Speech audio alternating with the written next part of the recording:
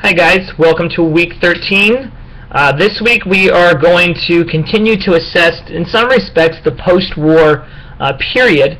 Last week we looked at the decade of the 1950s, and that's sort of a break, if you will, between the themes that I wanted to really stress.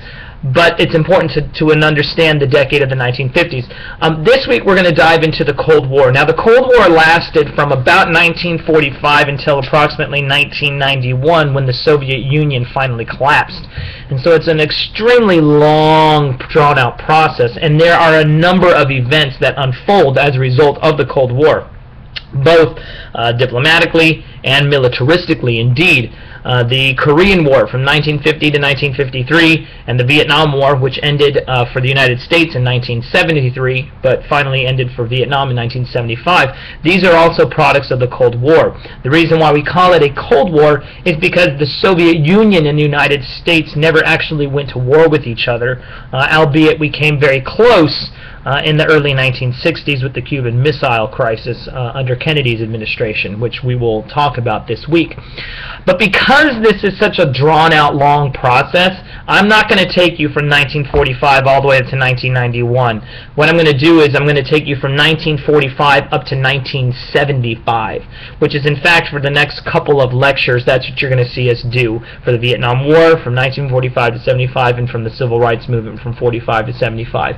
75 is just a nice sort of stopping point that then allows us to sort of take a breather and then move forward. And so that's what we're going to do this week, and we're going to look at a bunch of different ideas and a bunch of different ways in which the United States attempted to forward its foreign policy. And during the Cold War, that foreign policy was called containment, right? You cannot eradicate communism. And after the war, in fact, near the end of World War II, it became quite clear that the Soviet Union under Joseph Stalin was going to become aggressive in the eastern part of Europe, specifically in Poland and other areas, that indeed the United States had acquiesced to the Soviet Union during the Yalta Conference. And so before even World War II comes to an end, there's this Cold War beginning to brew among the United States and the Soviet Union that again lasts for quite some time. And so because we recognize that we can't obliterate communism, we seek to contain it.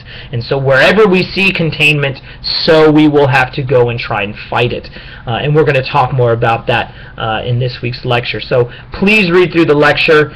Please read through the textbook that you have to read for this week. I think it's chapter 26, but please verify that, as I could be wrong. So just verify the chapters for this week. And then there's two videos I want you to watch, both Crash Course History videos.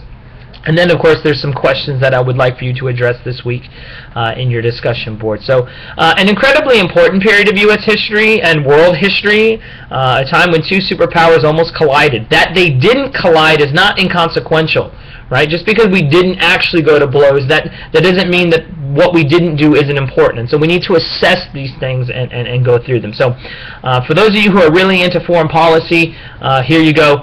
This is your week. So hopefully you guys enjoy, and as always, please be sure to be working on your final papers. I am going to be looking for strong assessments, that you've edited your work, that your writing is clear, and that the arguments are well structured. There'll be more information on that coming up later, but if you have questions on the paper, please contact me. Okay? Alright guys, I think that's it for this week. So as always, go in peace, be warm and filled, and may the force be with you. Alright, be blessed guys.